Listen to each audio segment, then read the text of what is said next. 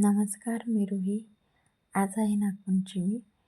सकाळी वारूला पुजायचे होते, पण वारूळ काही भेटेना. आमच्या आत्याबाई बांधाला कुठं वारूळ आहे का बघायला गेली. वरती एक वारूळ होतं, पण तिथं झाडं झाली, पावसाने वाहून गेलं. गेल्या वर्षी जिथं पुजलं होतं तिथं, कारण का बरेचसं काम झालं तिथं त्यांचं, त्याच्यामुळे ते वारूळ काही राहीना. मग आमच्या नानाच्या आडव्या बांधाला एक छोटंसं वारूळ होतं. तिथं त्यांनी शोध लावला आणि घरी आल्यावर सांगितलं, बाबा आहे तिथं वारूळ. नंतर आहे मंदिराकडे जाताना वारूळ, पण ते कसं आहे ना, सकाळ सकाळी एवढं मंदिराला लांब कोण जातं ना, म्हणून तिकडून नाही गेलो. संध्याकाळी जाणार होतो म्हणून आता म्हटलं सकाळी वारूळाची पूजा करण्यासाठी इथं बांधायला कुठं वारूळ आहे का पाहावा, कारण का नंतर ना मग फराळाचं करायचं होतं. त्याच्यासाठी असा शोध घेत गेला. नंतर ना एका ठिकाणी सापडलं. मग आता डायरेक्ट काही ताटबीर घेऊन जात नाही माणूस ना वारूळ बघायला. मग त्याच्यानंतर ना घरी आलो आणि मग ताट घेऊन गेलो. हे असं ना हत्ती गवताचाच एक प्रकार आहे बघा, किती छान दिसतं आहे ना.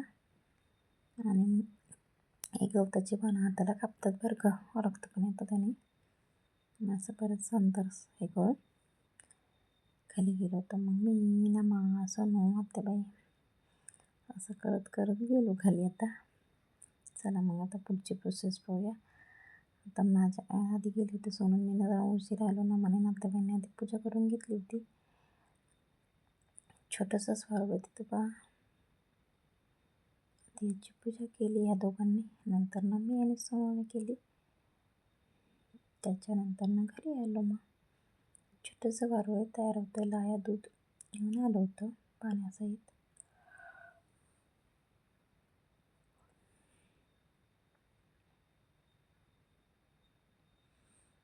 मीही पूजा करून घेतली.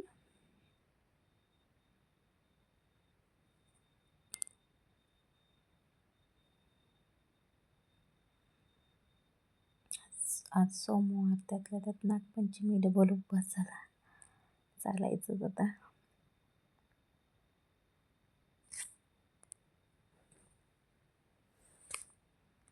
ते एवढं सगळं झाल्यानंतर बाकीची कामं उरकून मग स्वयंपाक करायचा होता.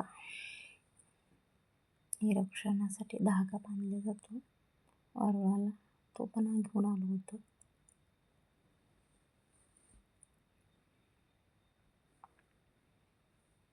सगळं हिरवंगार आणि त्यात ते वारूळ. आंब्याच्या झाडाखाली या पहा, एवढं आंब्याचं झाड. या आंबे खूप गोड आहेत. त्याच्यानंतर घरी आल्यानंतर दुपारी नैवेद्य बनवला आणि नैवेद्याला भीमा नदीचं पाणी आणलं जातं. मग देवळावर नैवेद्य जातो खंडेरायाला. तिथं शिवलिंग आहे तिथं मंदिरावर. त्याच्यानंतर बाकीची मंडळी गेली मंदिरावर. उपरण्यात नैवेद्य बांधून न्यावं लागतं. आणि मग मी बाकी आवरलं, घरातले उरकलं आणि त्याच्यानंतर मग नागनरसोबाची पूजा केली. ज्योती देवी आणि नागनरसोबा अशी या पद्धतीने पूजा मांडली. मग त्याची पूजा केली, गळ्याची माळ घातली आणि मग माझा आजचा नागपंचमीचा उपवास संपला. आणि त्याच्यानंतर मग जेवण केलं.